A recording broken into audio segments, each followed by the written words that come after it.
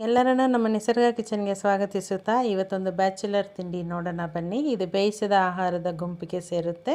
ಇದು ಆರೋಗ್ಯಕರವಾದದ್ದು ಸಹ, work easy ಇರುತ್ತೆ. ಯಾವಾಗೆಲ್ಲ ನಮಗೆ ಸ್ನ್ಯಾಕ್ಸ್ ತಿನ್ನಬೇಕು ಅಥವಾ ಅಡುಗೆ ಮಾಡೋಕ್ಕೆ ಸ್ವಲ್ಪ ಕಷ್ಟ ಆಗ್ತಿದೆ ಅಂದಾಗ ನಾವು ಈ ಥರ ಮಾಡ್ಕೊಂಡು ತಿಂದರೆ ಒಳ್ಳೆಯದು. ಅಂದರೆ ಅದಕ್ಕೆ ಅವಲಕ್ಕಿನ ತೊಗೊಂಡು ಚೆನ್ನಾಗಿ ತೊಳೆದ್ಬಿಟ್ಟು ಸ್ವಲ್ಪ ನೀರು ಹಾಕಿ 20 ನಿಮಿಷ ನೆನೆಸ್ಕೊಂಡಿದ್ದೀನಿ.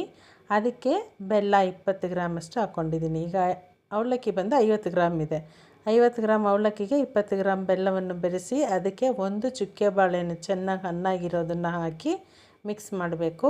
ಬೆಲ್ಲದ ಬದಲಾಗಿ 2 ಬಾಳೆಹಣ್ಣು ಹಾಕ್ಕೊಂಡು ಹಾಗೇನೋ ತಿನ್ಬೋದು. ಆರೋಗ್ಯಕ್ಕೆ ತುಂಬ ಒಳ್ಳೆಯದು. ಮೈಂಡು ಚೆನ್ನಾಗಿರುತ್ತೆ. ಈ ಥರ ನಾವು ಬೇಯಿಸಿದ ಆಹಾರವನ್ನು ತಿಂದಾಗ ಕೆಲಸ ಮಾಡೋದಕ್ಕೆಲ್ಲ ಈಸಿ ಇರುತ್ತೆ. ಕಾಲೇಜಿಗೆ ಹೋಗೋ ಅಂಥ ಮಕ್ಕಳಿಗೆ ಅಥವಾ ಸ್ಕೂಲ್ಗೆ ಹೋಗಿ ಬಂದಿರೋಂಥ ಚಿಕ್ಕ ಮಕ್ಕಳಿಗೆ ಸ್ನ್ಯಾಕ್ಸ್ ಆಗಿ ಅಥವಾ ಡಿನ್ನರ್ ಆಗಿ ತಿಂಡಿಯಾಗಿ ಯಾವ ಥರ ಬೇಕಾದ್ರೂ ಇದನ್ನು ತೊಗೊಬೋದು.